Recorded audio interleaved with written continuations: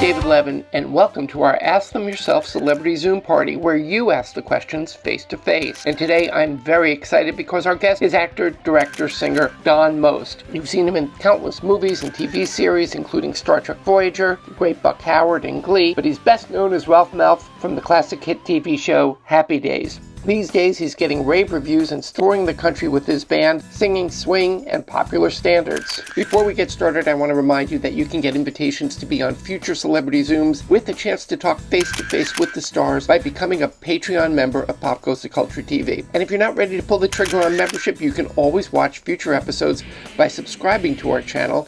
And if you ring that bell, we'll let you know every single time we upload a new video. And now, let's dive right into today's Celebrity Zoom with the legendary Don Most. Welcome to our very first Viral Vignettes Zoom party, everybody. With us here today is Don Most.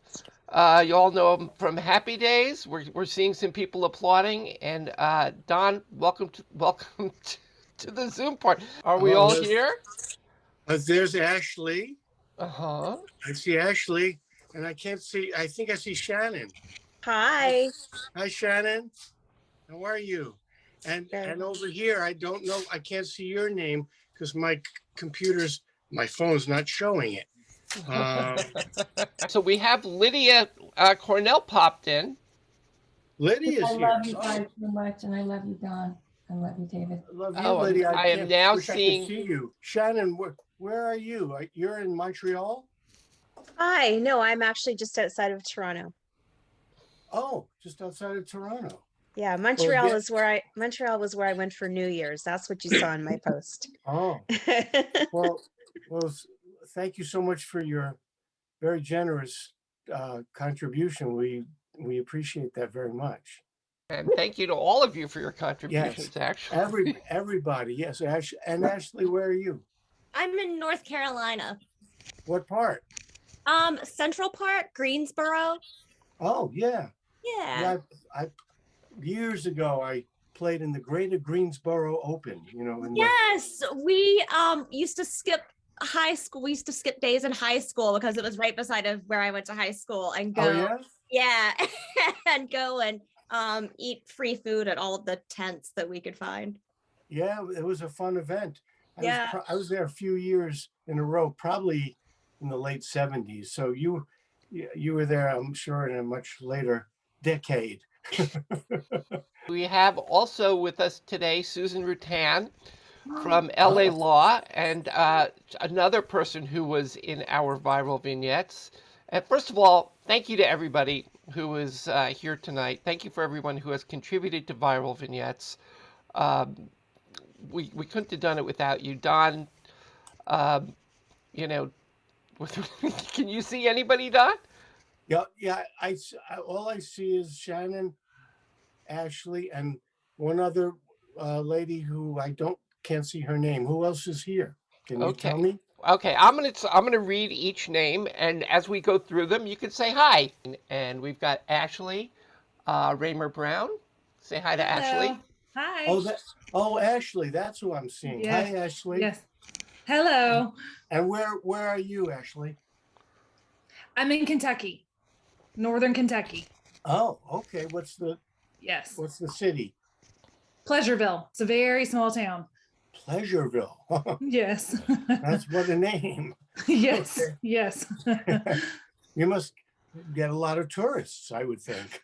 Well, it was actually named for exactly what it sounds like. Back in the 1800s, it was a very popular town. Oh, okay. Sounds like a good place to live. Yeah. Yeah. And we have two Ashleys here tonight. We also have Ashley Phipps, who said hello just a moment ago. Right. Yeah, Ashley, who I can see. All right. Good.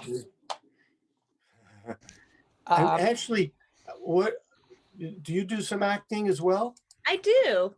Yeah, I thought so. Yeah, I do. I do a lot of theater locally, regionally. That's great.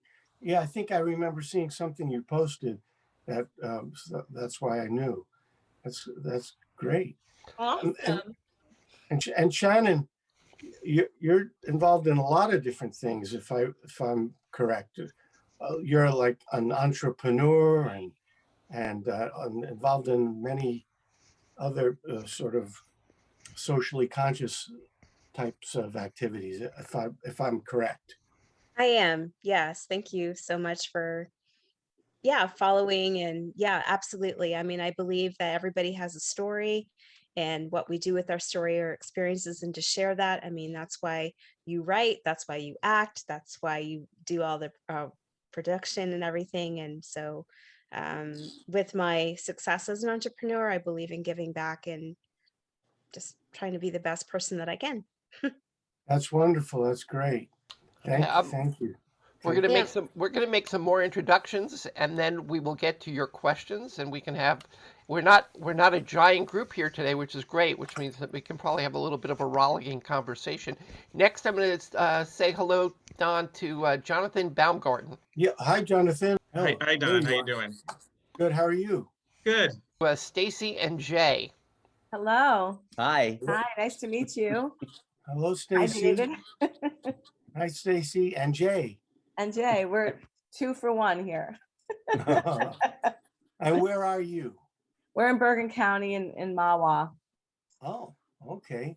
Yeah, Oh, the yeah, border of Rockland. I think I remember seeing a sign for that driving through New Jersey some point. When you were heading up to the Catskills, Don. Right. No, Back in the day. No? No, when I was heading maybe to college at my college in Pennsylvania, I'd go through New Jersey to get to Bethlehem, Pennsylvania. Next, we're going to go to Nicole. I want to get your name right. Pietrantoni? Pietrantoni. It's a long one. Yeah. Nicole, hi. Hi. Where are you? Very nice to meet you. I'm near Syracuse, New York. Oh, Syracuse. Great. Yeah. Is it cold? I would think. It always is. Yeah. About 20 degrees, snow on the ground. Stay warm. Miriam Dubois. Say hi to Miriam. Miriam, hello. Hi, Don. How are you doing? Good. How are you? I'm good. Very good. Thanks Happy for to coming be here. on. Nice to meet you. Where are you located, Miriam? I am from Teaneck, New Jersey, David Levin's hometown. Oh, Grew Teaneck. up there. Yeah, sure. Yes. Yeah, I know it. We have a couple of Teaneckians here. There's another Teaneckian. I see Susan Russ is waving to us from Teaneck as well. She just said hello. I'm in Bergen County, not quite Teaneck, but I wouldn't mind being at Bischoff's right now. Yeah, well. Yeah, Susan? Bischoff's. Is Susan there? Yeah, Susan's here. Hello, Johnny. Hey, Susan, how are you? Good. How are you? Good, good. We have to talk about, doing something at your theater. Yeah, I was at the old Kutcher's site on Thursday and I thought of you. Oh my God, Kutcher's. Wow. It's now a yoga retreat center. Wow. Yeah. The theater that you're working at, is it near Monticello? Yeah, we're in Bethel, so it's where Woodstock happened. Wow. Oh, awesome.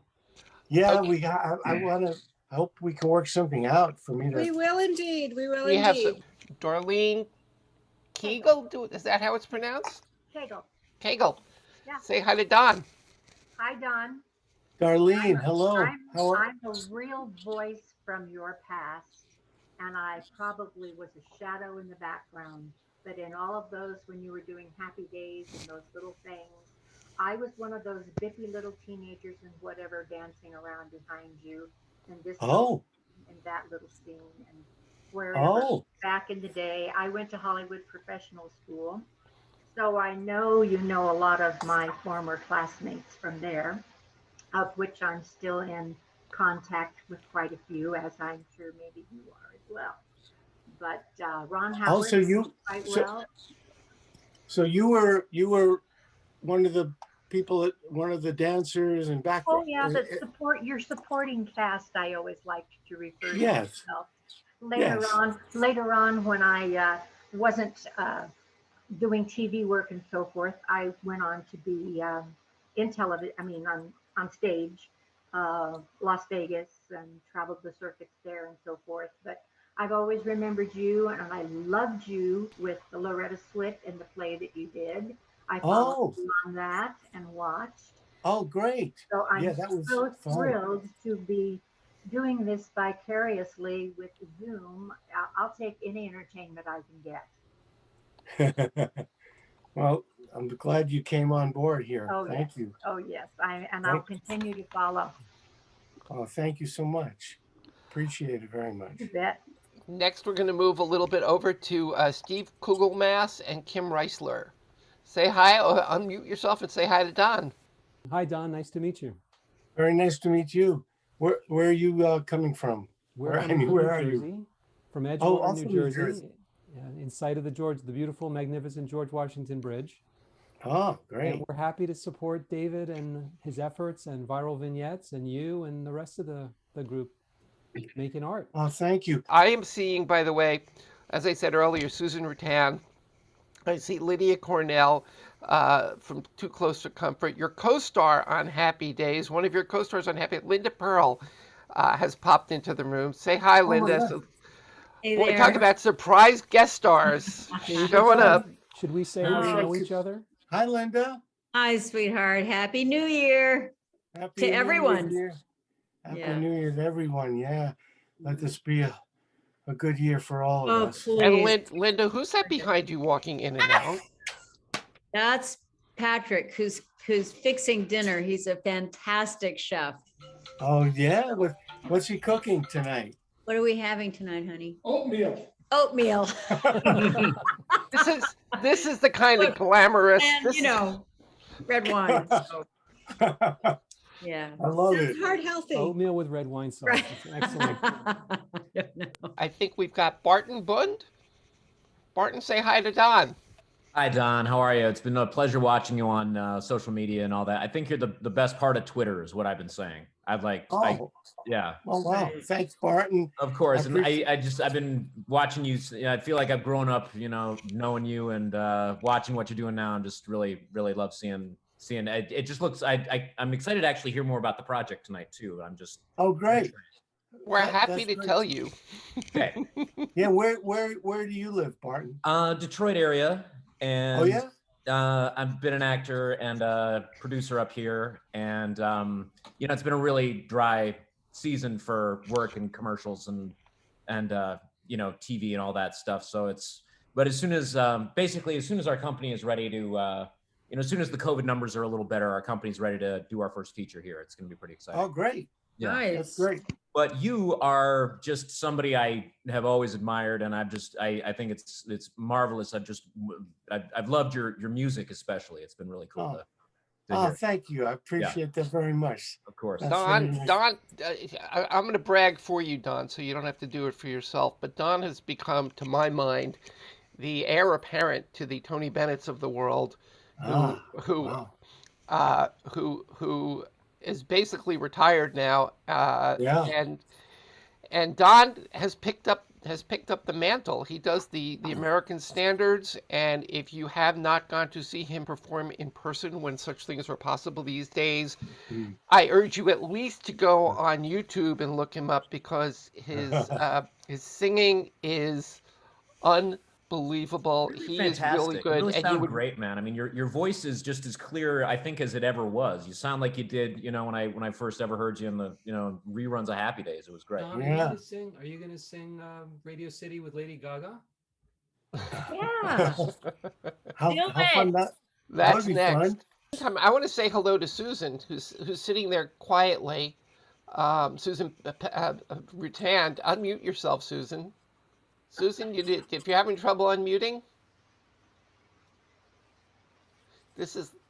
you were that completely way. muted. This is like what Marion did at the end of the show. Yes, that's exactly it. Susan, David, be truthful. You're just trying to get more material, aren't you? we have more material. Yes, exactly. Exactly. We have Ed Berenhouse. Ed, say hi to Don. Hey, Don. And the password is, it's great to speak with you. Thank you for all the laughs for the many years. Thank you. See the icon in the room. Thank you, Ed. I appreciate that greatly. Ed, where are you? I'm on the Lower East Side of Manhattan. Oh, And, Lower East Side, like Chelsea, or more the closer Upper to. East Side is actually on the east side of Manhattan, so it's more Grand Street, Delancey Street. We're near the Williamsburg Bridge. if Oh, that okay. rings a bell. Okay, sure. How Okay, about yeah. yourself? Where are you? I'm in Westlake Village, which is a town northwest of LA, about 30, 40 minutes. That's another town, Thousand Oaks, is very close to us, which So, is for those of us who are stalkers, would you like to give us your address? sure. Why not? Thanks. You know, I'm also seeing Don Levy there. Say hi, Don. Hello, Don. Great name. Yes, yes, good name indeed. How are you? Good to meet you. Since you've been asking everybody else, I come from a very small town called Denver, Colorado. Oh, you're from Denver. Oh, nice. Yeah, my daughter's not far. She's in Boulder. Oh, she can Boulder. So yeah, the whole Front Range is good between Fort Collins, Boulder, Denver, Yeah. and Colorado Springs. Yeah, well, great areas. Linda, you know Colorado Springs very well. I do. I have a place there. Donnie, was your daughter okay in the fires? And Yeah, thank goodness they were telling us at the time the winds are blowing east, so they were okay. But it was pretty close to it. terrifying. Oh my God. And Don Levy, you were okay in the fires? Yeah, everything was fine. All of our team members were away from the fire. Nobody got hurt. Wonderful. So we were lucky. And fortunately, I think only one person is still missing. Everybody else has been accounted for. So no loss of life, even though we had a lot of loss of property. But Don, you said you're in Westlake Village. So is my sister. I'm out there all the time. Are you on the island? No, we're not. We're right across from the island, very close. Yeah, I know it. Yeah. No, great. It's a really nice area to be. Yeah, it's a beautiful, beautiful area. Yeah, it really is. Anyway, Thank nice you. to meet you. I'll let everybody else have a chance to say hi. Very nice to meet you too. So I want to open this up to all of you. You know, we have some great talent here. We have Lydia, we have Linda. So that's like, and Susan, that's like a bonus for you guys. We got the writers. So for those of you who are here and who are contributors, do any of you have any questions for any of our esteemed guests or for Don? Anybody. Yeah, Barton, go ahead. Sure. Can we hear more about the project? Sure, Don, you wanna talk about it? Well, why don't you start, David, and then I'll pipe in. But Okay. I think since you created, it was your brainchild, I think you should start. All right. Well, Viral Vignettes began. Don and I had known each other for a number of years now. We've worked on a couple of projects together, and Viral Vignettes basically started in the first 5 minutes of the pandemic, when everything got locked down, and we're like, okay, everybody's going to be home. We got nothing to do, and so I had this weird idea, and I called Don and a friend of mine named Fred Stroppel, who's a terrific writer, and I said, what do you think of this? What if we went on our computers, and at that point Zoom was not really a thing yet. It was all Skype and FaceTime, and I knew I could record FaceTime and I could record Skype. And I said, people are doing talk shows from their bedrooms, and people are doing comedy from their bathrooms, and they're doing concerts in their living rooms. But nobody's really doing scripted material. I mean, it was a little SNL stuff, and most of the scripted comedy was political, but none of it was dealing with characters. And so I called on and said, what if we did this thing where you have two characters who are talking to each other like we're talking now, which is the new normal, and let them deal with their lives. It's not about politics. It's not about the pandemic per se. It's two people living their lives, doing what we have been doing and just having a conversation about stuff that's happening. You know, a father and a daughter talking about the daughter's son who's afraid the tooth fairy isn't going to come because she's locked down in the pandemic. You know, a mother talking to her daughter, they won't be able to have Passover. Or in the case of Lydia and Linda, two sisters who were talking and and Lydia sends Linda a care package, which had some moderate twists. So I called Don, we talked about it, and we started this was literally the viral part. We started calling people we knew. Don brought Lydia and Linda into the mix, which I was beyond thrilled about. I called Susan Rutan. We called Anson Williams, who directed, and many other people, Barry Bostwick, John Schneider. If I leave somebody out, I'm going to stop there. Robert Wool. And Robert Wool and Gail O'Grady. And Gail O'Grady, who you brought in. And Fred Melamed. Yeah, just a tremendous group. And we did them one after another, 1 week after another for the first 12 weeks of the pandemic.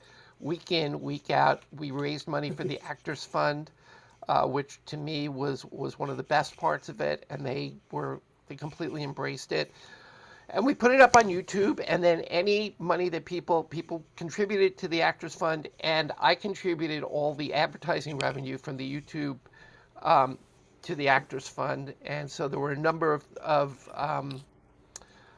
things that were happening simultaneously. And at the end of 11 episodes, I basically collapsed in a heap because it was I was doing all the editing and I was doing all the scheduling, and you know, it's like a lot of moving parts, and we were very lucky, and we did them, and they went up, and they were better than anybody had a right to expect, because the actors were just sensational. Well, you know what's interesting about it is because of the nature of what we were limited to, you know, it forced you in some ways for the writers had to, you know, write real, had to capture everything, you know, in a 5 minute, whether it's 5 minute, 10 minute, 15-minute piece. So it's an actor's dream, because those are the kind of pieces we want, where it's all about the relationships and the character and the conflict and the twists and the turns.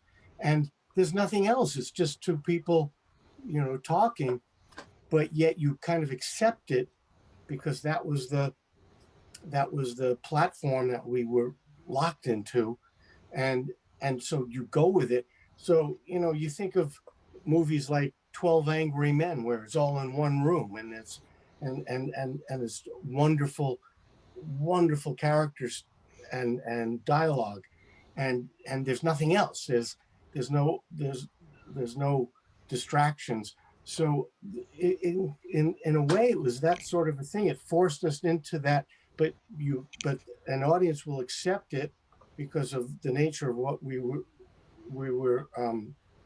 going through, and then it was just wonderful writing, and then the actors can sort of take off and we were all it was something we were all going through. Everybody was going through it, so everybody could relate, and nobody was really addressing those issues at that time.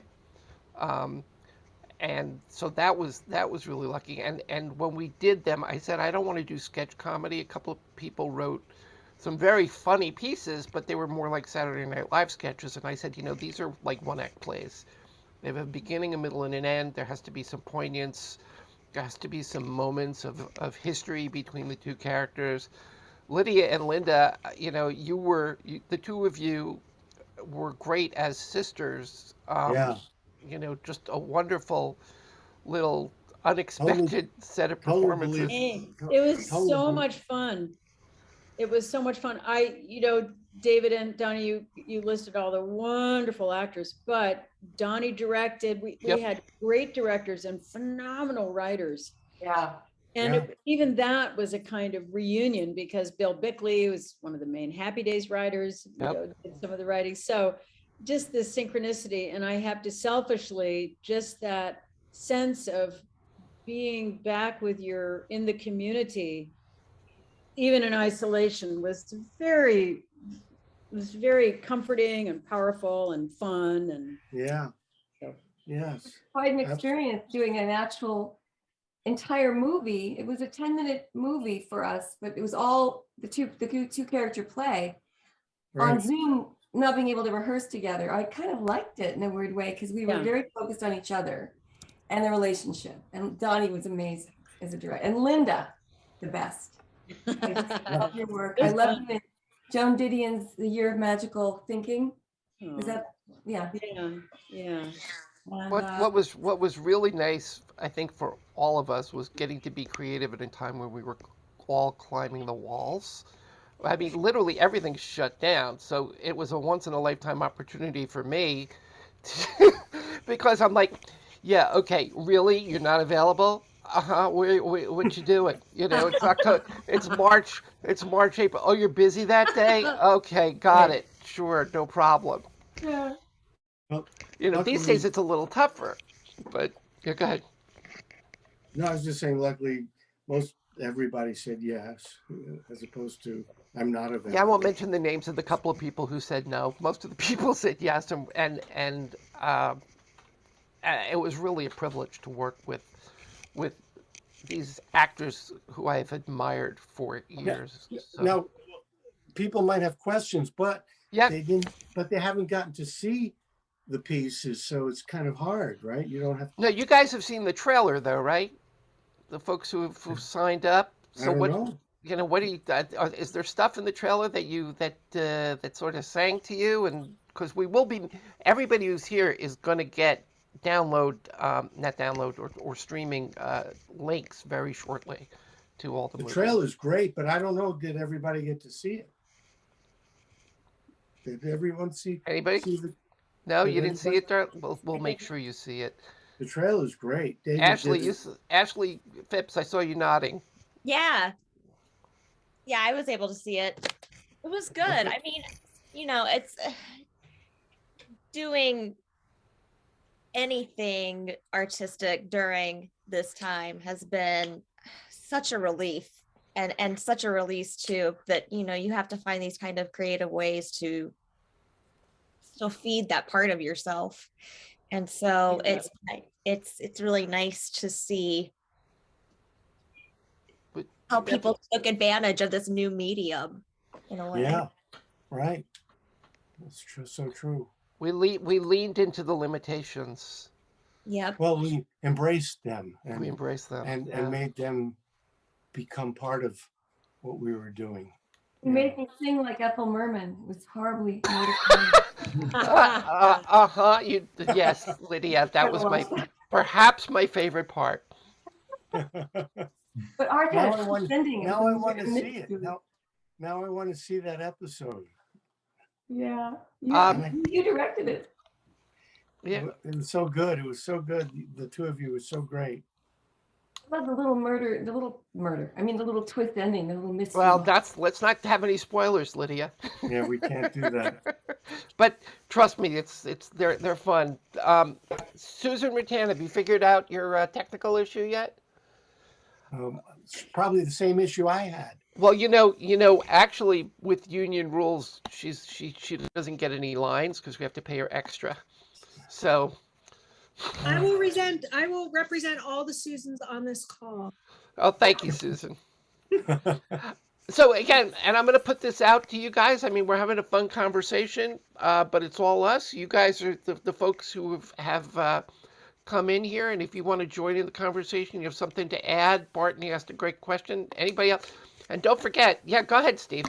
So, Don, the way you were describing the process, it sounded a little bit like a black box theater kind of experience. But I'm just wondering how you felt, and how all the performers and all the artists felt in terms of the difference in I would imagine that, you know, being on a stage together or being on a set together, there's a lot of body language interaction that goes on, and a lot of, you know, Don described it as just the two actors, and I think Linda talked about it in the same way.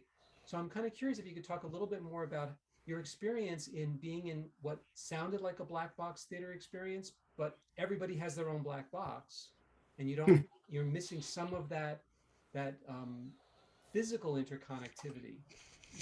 Yeah. Talk a Well, little bit about that. I guess, I hear what you're saying, but I think everybody just sort of adapted to trying to create the reality of talking to somebody in this what do you call it? Not a platform, but in a way that we weren't used to. It's kind of like the Jetsons. When you think about being able to talk to years ago when we were growing up, this was like sort of science fiction, and here we are talking to somebody in this new medium. So it was more about capturing the reality of that experience.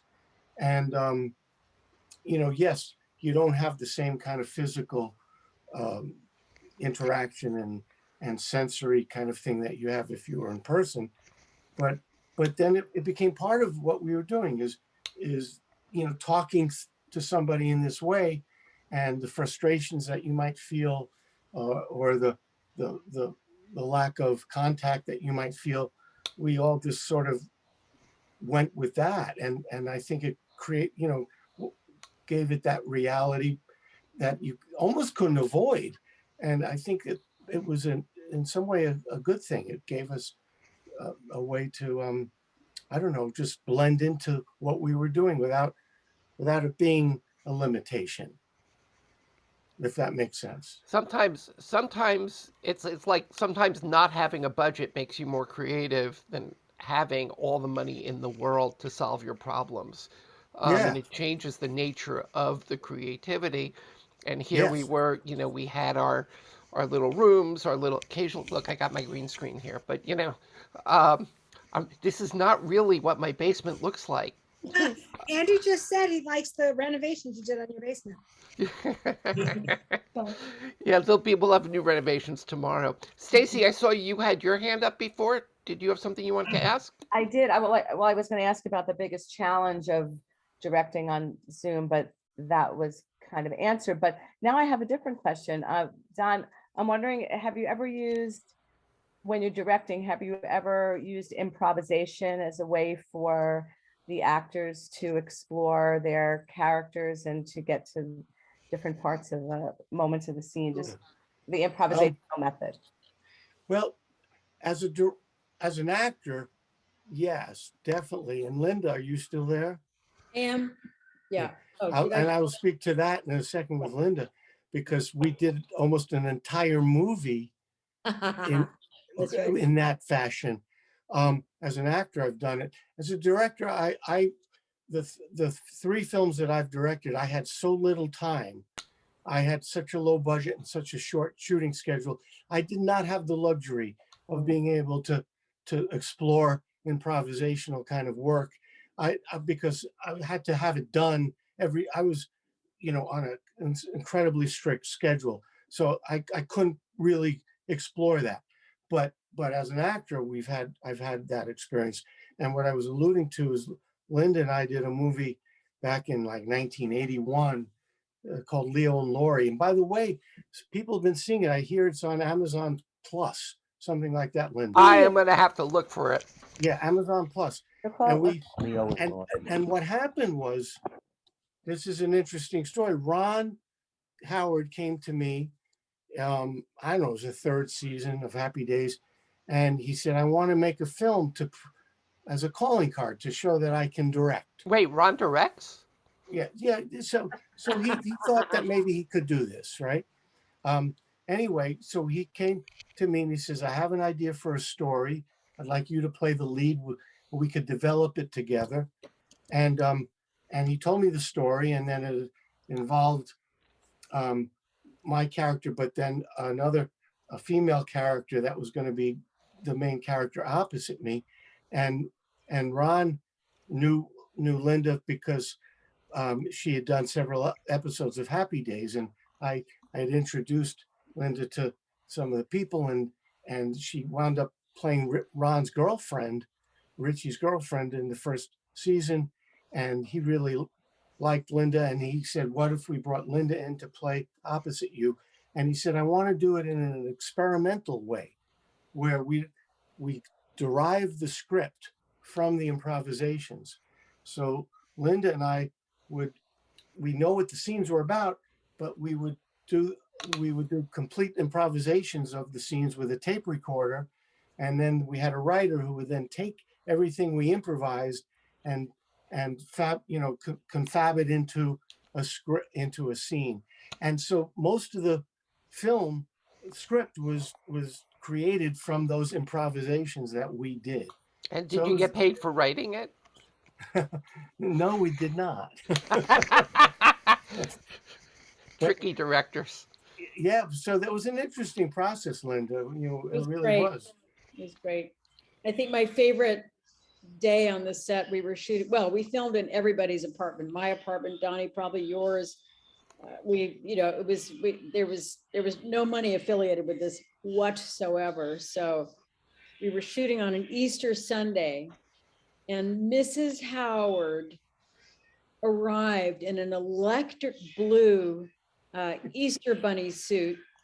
All that was appearing was her cherub face with a huge basket of peanut butter jelly sandwiches and eggs.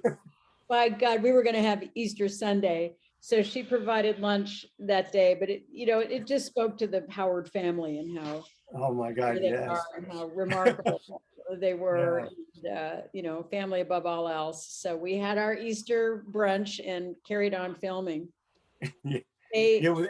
And Ron's dad was in the crew, and his brother was in the crew. That was the first time around. They were a legendary family between Rance and Ron and Clint. I mean, just it's just amazing. I want to hear a story from Darlene.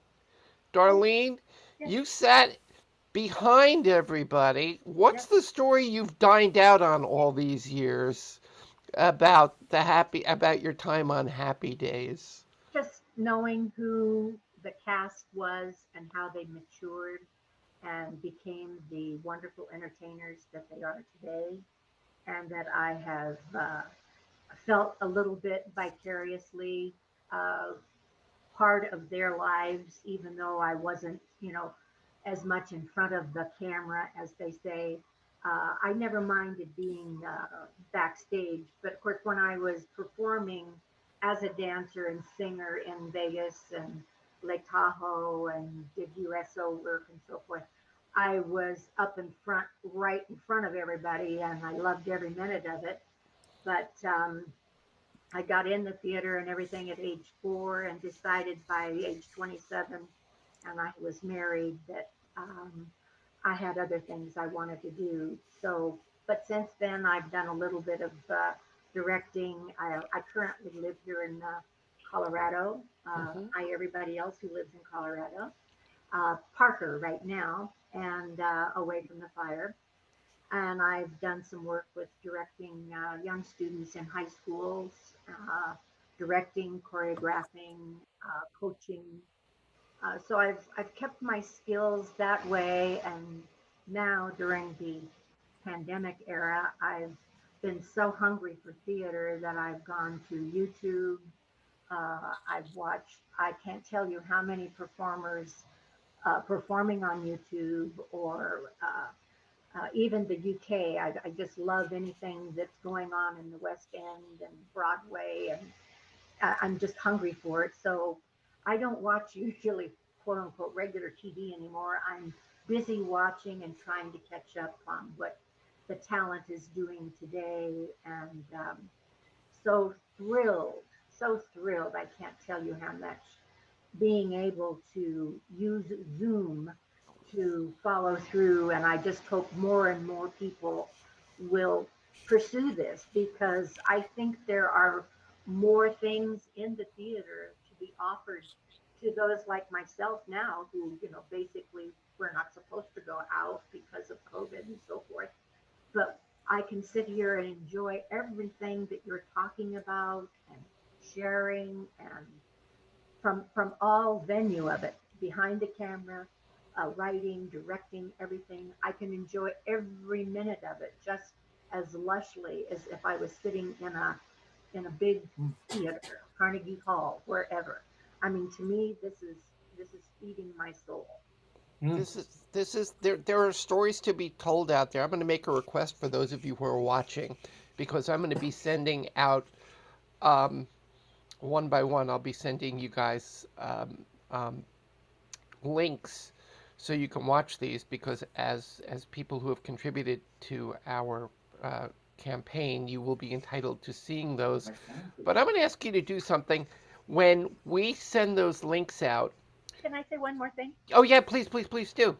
I'm just currently, because we've recently relocated and moved, what has brought so much forward is I'm working on my scrapbooks and bringing forth so many of the programs and newspaper clippings. And I'm going back to when I was a little kid in the theater to when I finally got out of it. And it's like, I'm living my life there again too. So I don't know how many of you have done your due diligence with your memoirs and your scrapbooks and so forth, but I'm finding it very fun.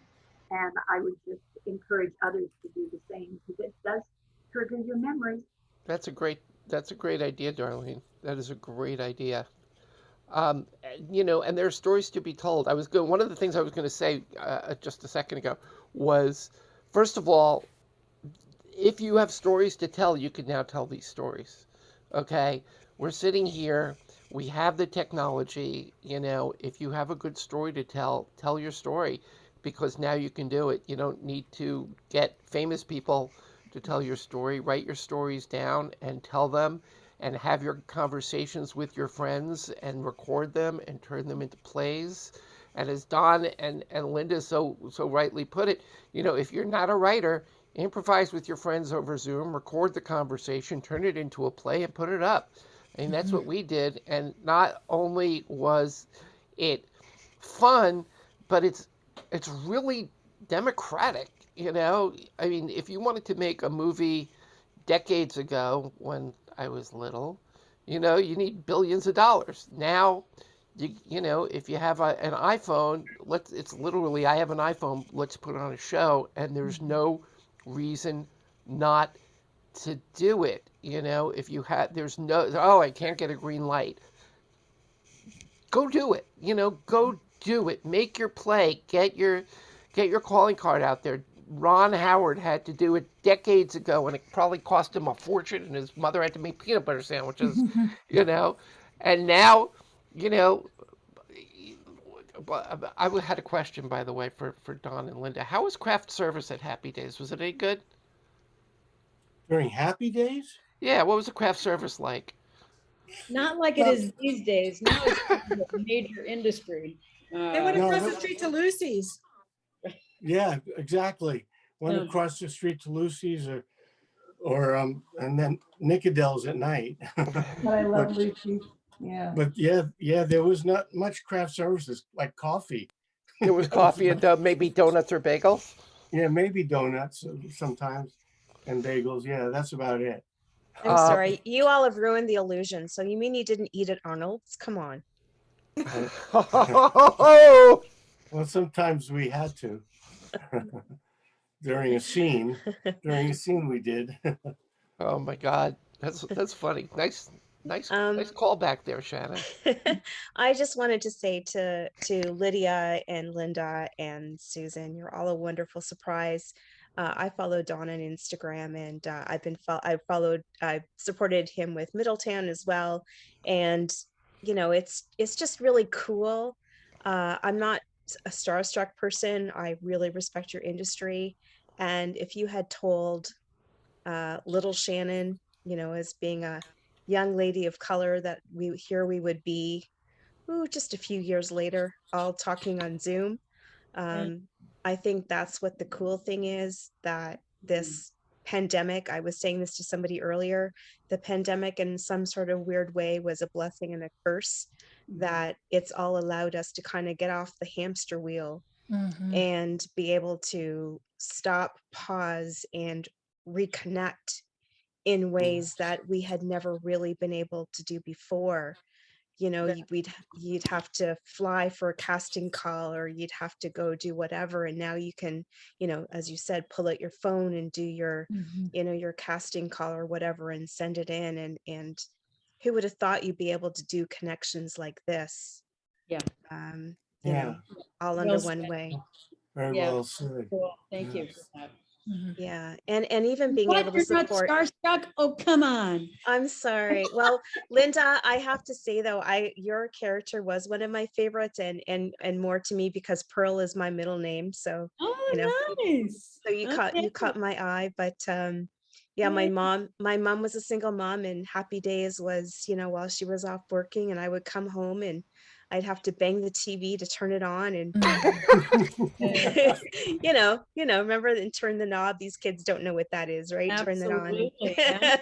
I don't know. I remember standing like this with antennas on a table somewhere just to get a good signal. And putting aluminum foil Yes. on the We antenna. had to take turns holding the antenna, and you move your hands around. That's right. That's right. We're aging ourselves. I was so starstruck by Happy Days. I sneaked onto the Paramount lot before in 1978, and I went into the red light. The red light was beaming, and I still broke in anyway. I walked right onto the set. And Jerry Paris, the director, and Gary Marshall went, "Excuse me, we're in the middle of a scene here." I went up to him and I said, "Are there any jobs here?" And then I met Donnie Most backstage, and we started dating briefly. Didn't we date? Really? Okay, you heard it here first, folks. And then I got the series to go through number. But I have a picture of Donnie and myself years ago.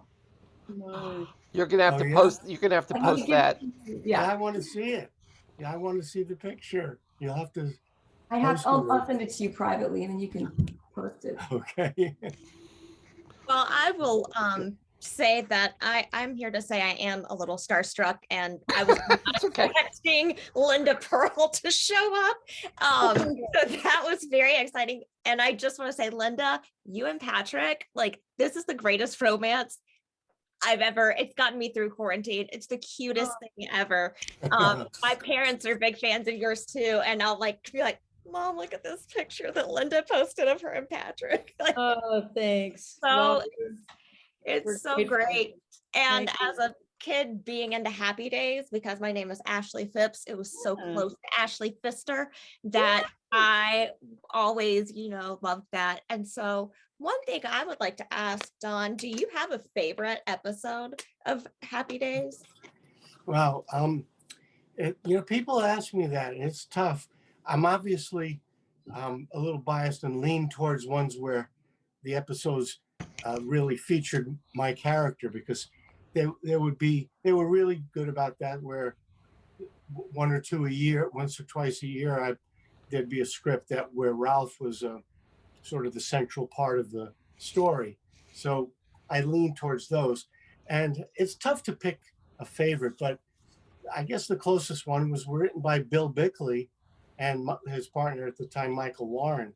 And it was the one where somebody had totally demolished Fonzie's bicycle, and he was out to get the guy who did it. And it turns out I had accidentally hit it, and then I panicked and I backed up and I went forward and back, and then I was hiding pieces in the mailbox and all that. And he was out to get the guy, and I was like panicking. Don't kill me, Fonz. That was definitely up there as one of my favorites. What is your favorite? I could ask you what your favorite episode is, Ashley. Okay, mine. So, it's definitely the first episode that Laverne and Shirley showed up would be one of them. That would probably be, and which had to be such a. When that happened, did any of you who were there and watching that happen, did any of you look at it and think, oh my God, this is something special? Or was it just kind of what was it like to be around that? Good question. No, we knew that it was something pretty powerful was going on.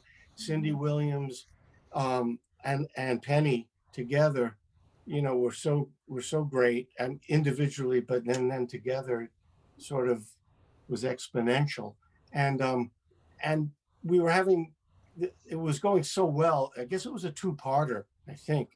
And I remember even early on, as we were shooting it, and maybe towards the end of the second episode, where it was clear that hey, this could be a series, and I don't know if the writers were thinking that at the time, or I think I'd have to ask Anson about this. He probably knows better than me on this one, that whether it was just written because it was a great idea for a couple of episodes, or did they already have in their mind this could be a spinoff, which I don't think so. But I think once they saw the chemistry and they saw how great they were together, and just it was taken off as we were doing it, could just see it sort of taking off, that that then the thought was, hey, this could be a series, and then it wasn't too long before they got the okay to go forward with that. It was pretty quick. That was a great question, Ashley. That's a great answer also.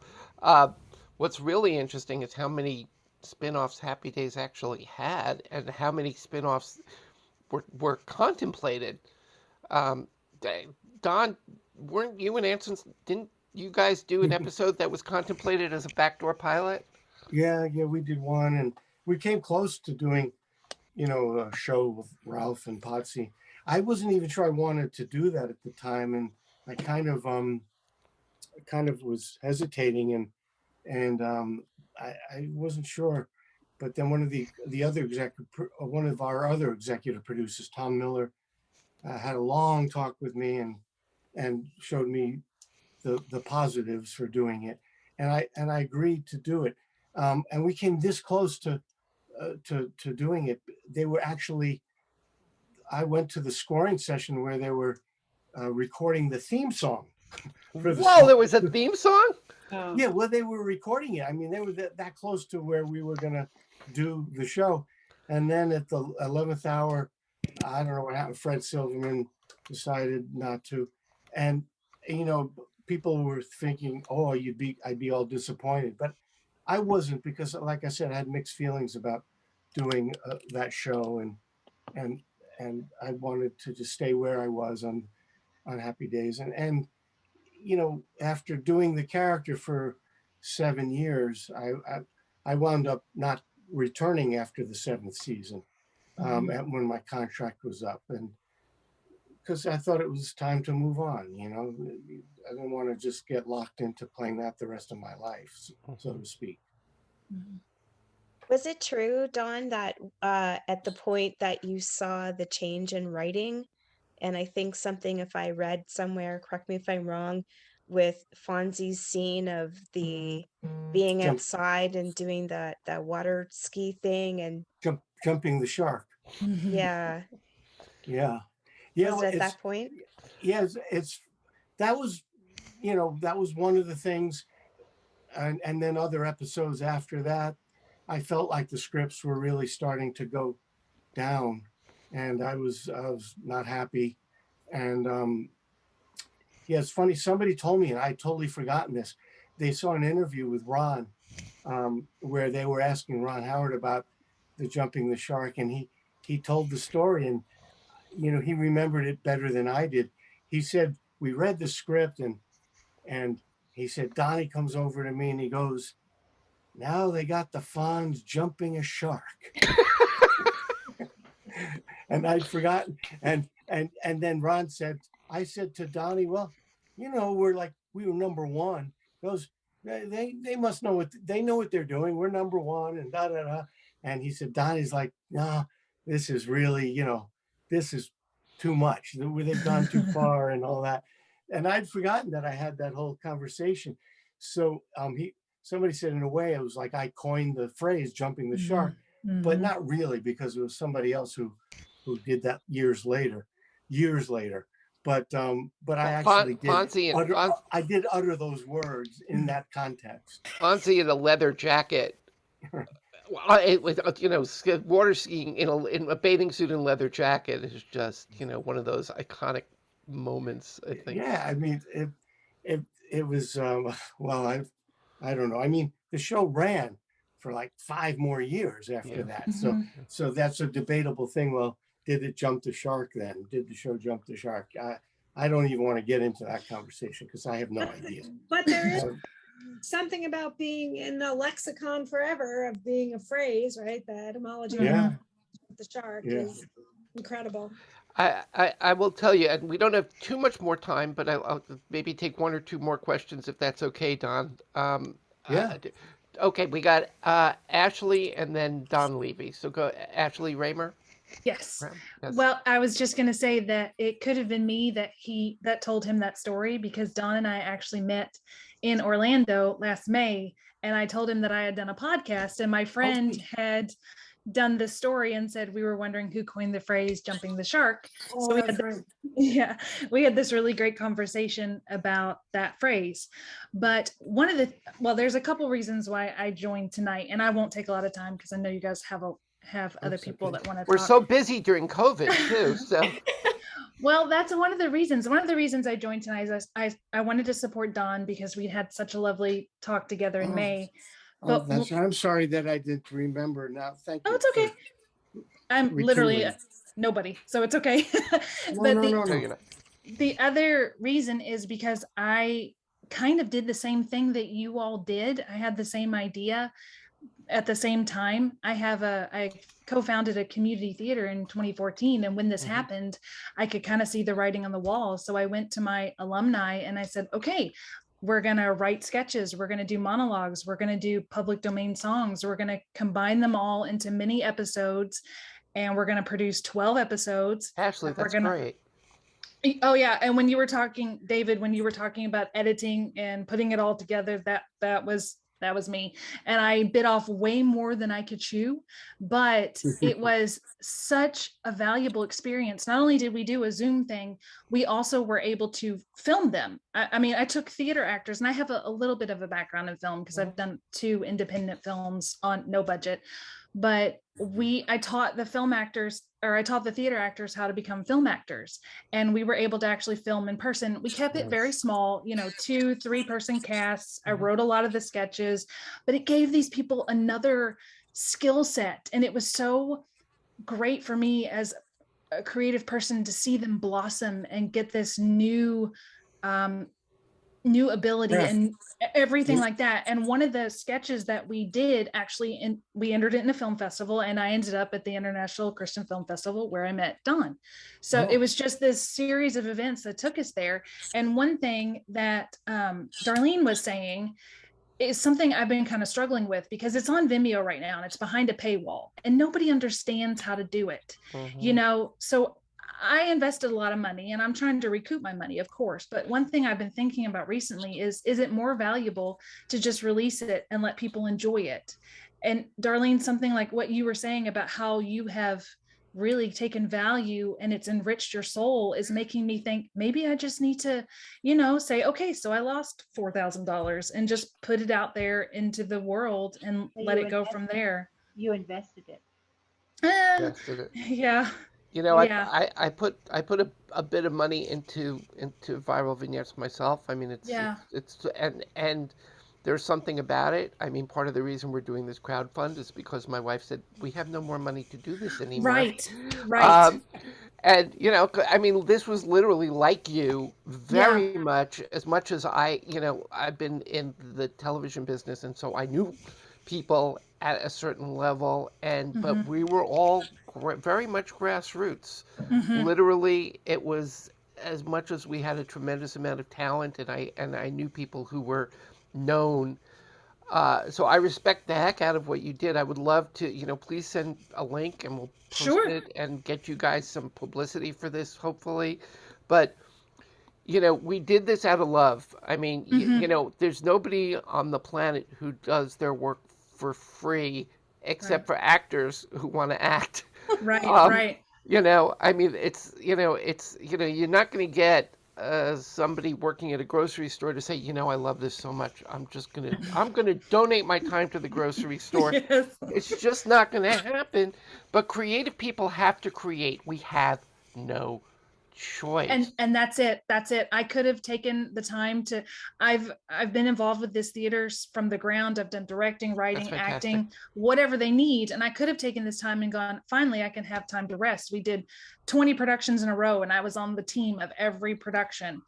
And instead I was like, let's make a movie, and let's just keep this creative stuff going. Let's learn new ways to do this. And I don't know, that's what I wanted to share. That's why I'm here, because I wanted to support Don. He was so kind to me, and I wanted to support you all because that's what I would want, creating something. I would want other people to support me. So I feel like I have to do that if I want that. The line so classic from A Chorus Line, what I did for love. Yeah. Thank you, Ashley. That was great, and I'm so glad you did what you did. I'm gonna just turn to Don Levy now, and unless somebody has like a burning question that they need to ask, because we've been going on. But Don Levy, talk to us. What do you want to ask? Thanks, David. I will say first, the life of an entrepreneur is at once fantastic and nerve-wracking. So congratulations, all of you who are doing your own thing. But Don, of course, everybody always asks about your character, Ralph Malph, and Happy Days and everything else. I'm curious if you had another favorite character that you really enjoyed playing throughout your career. Maybe somebody like Rusty Pillsbury on Glee or something like that. Oh, yeah. Yeah, well, it was fun doing Rusty Pillsbury on Glee. That was a lot of fun. Gosh, a favorite, it's hard. I don't know. I think some of the recent stuff, the character that I did where I met Ashley at the International Christian Film Festival, it was a film called Lost Heart. Although they've changed the name to something very strange. It's on Amazon, probably under both names, Lost Heart. It is. Yeah, and I played a small town pastor, and I really enjoyed that. The script was great, and the character was great. So I'd say that's up there. And then another recent film, MBF, Man's Best Friend. I play a defense attorney, and it was defending a wounded vet, and it's a pretty heavy film, and I really enjoyed doing that one. So some of the recent stuff I would put up there. But thank you for asking. I appreciate that. Ashley just wrote, now it's called Bigfoot, UFOs, and Jesus. That's right. Yes. Bigfoot, UFOs, and Jesus. I don't know, Don, my favorite part that you played was in a small movie called Harvest Time, but I may just be a little bit biased. Yeah, well, that's up there, definitely up with my favorite, Harvest Time. Definitely. Yeah. Hopefully people will be able to see it again soon, right? Yes, we will get it out there. That's another film that Don and I did together that's in festivals right now. Yeah, Harvest Time is definitely up there. Thank you, David. Now I'm gonna sort of be like at the end of a talk show to see if anybody wants to promote what they're doing. And by the way, that includes Ashley. You just promoted what you're doing. If anybody wants to sort of talk about real quick what they're doing, and we'll try to wrap this up. First, Don, what are you up to? I know you got some shows coming up. Oh, just the only thing coming up right now is on Saturday, but it's down in Florida. Again, I'm at the Performing Arts Center in Clermont, which is right near Orlando. Clermont, the Performing Arts Center, doing my show. And is this the one with Misty? Yeah, this is one with Misty. And that's it. That's all I have lined up right now. I've got a lot of other things that I've just gotten attached to direct a film, and hopefully that will happen. It's a really interesting script. And I'm attached to do, I'm really excited about a film about the life of the great legendary baseball player Tommy John, who has a surgery named after him, the Tommy John surgery. So I'm going to be directing that film as well. Hopefully, yeah. I mean, they're all in the development. Yeah, I'm excited about that one very much. So and we have some potential investors that it's looking pretty interesting. So we'll see if that goes. But there's no script yet. But there's 3 books about Tommy, and there's great, great stories and wonderful story to be told. So we'll see what happens with that. Fantastic. Anybody have anything they want to say before we go? Anybody want to say what they're doing or anything like that? Yeah, go ahead, Ashley. I was just going to say, I'll put into the chat. I've just started this year entertainment podcast, and I'll put that in there. And my email address, if any of you all would like to see the series that we made, you can email me and I'll send you a promo code where you can watch it for free until I can get it up on YouTube. If you know how to do Vimeo. If you don't, I'll send you a YouTube link when it's on there. So I'm getting ready to put that in there right now. Okay. And Shannon, you have a podcast, right? Yes, thank you. I was going to ask, I would love your support for the podcast. It's called Inspiring Change. And what it is, we're taking the stories of everyday people. I've got Colin Egglesfield. He is my first guest coming. And we've got I worked with him. Did you? Yeah, on a pilot called Puckheads, a TV pilot. Oh Yeah. my gosh. He's a very, very good friend of mine. I'm actually having another Zoom with him right after this. So cool. yeah, so it's inspiring change, and it's everyday people who have overcome adversity and turn it into opportunity. Because I really like to try to have good news movement because of all the headlines that are out there for people to be inspired. So inspiring change, to be inspired, to make a difference and create a ripple effect and pay it forward. And also the proceeds, I just finished my book. And the proceeds will be going to help women who are in shelters and who are fleeing domestic violence. So, and I took this opportunity to actually take script writing and doing a couple of productions. So, beside me is my mom. She just wanted to say hi. I was going to hire you for Cameo actually back in July. Anson sent her a wonderful message. She's fighting stage 4 cancer. She was told that she only had 6 months to live. And here she is 2.5 years later, kicking butt. Yeah. Mom, well done. Fantastic. Yay. Hello. Oh, wait. I can't. That's fantastic. Wow. So she wanted to say hello to you, Dawn. And again, she was a single mom raising me, and so thank you to everybody. So Good nice job, to meet. Yeah. Hi, Mom. What's your name, Mom? Your name's not Mom. Can you see? Yep. Talk. My name's Bonnie. Hi, Bonnie. Nice to meet you. Thank you for coming by. Oh, it's nice to see everyone. Good. You two have a beautiful daughter. Thank you. Don, you muted yourself. Shannon, Bonnie, they told my father 28 years ago, before he passed, that he had 6 weeks to live for cancer. And he lived 28 years. Wow. So, Bonnie, go for it. Don't let anybody tell you otherwise. Yes, that's right, Bonnie. Great. I made this far and I'm making it to 80.